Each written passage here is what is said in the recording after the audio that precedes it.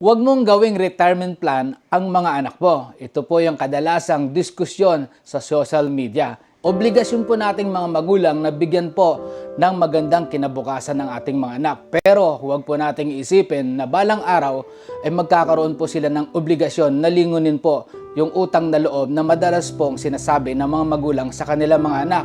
Hindi po kasalanan ng mga anak natin na sila ay nailuwal dito sa mundong ito. Kaya po, responsibilidad po natin na bigyan sila ng magandang kinabukasan. Ang problema po kasi sa ilang mga magulang, nagpaparami sila ng mga anak dahil they believe na balang araw isa sa mga yan ay gaganti or tatanaw ng utang na loob sa atin.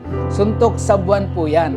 Dahil po sila po ay magsisimula rin at magkakaroon ng pamilya. Kaya po sa mga nagbabalak na magkaroon ng pamilya, unang-una po, alam nyo po sa sarili nyo kung ano lang po yung budget, ano po ang trabaho meron kayo. Po kayong magpaparami ng anak dahil kayo rin po ang mahirapan bandang huli. Dapat alam natin kung ilang anak lang ba ang kaya nating sustentuhan hanggang sila ay makapagtapos ng pag-aaral. Yun po ang problema sa iilang nagsisimula magpamilya. Kaya kung ikaw ay bagong kasal, pag-isipan mo munang mabuti kung ilang anak nga ba ang dapat mong buhayin sa mundong ito. Para nang non, hindi ka mahirapan, pati na rin ang iyong mga anak. Nakakaawa po kasi yung mga magulang na pinagpapasapasahan ng mga anak dahil nga po sa responsibilidad na ito.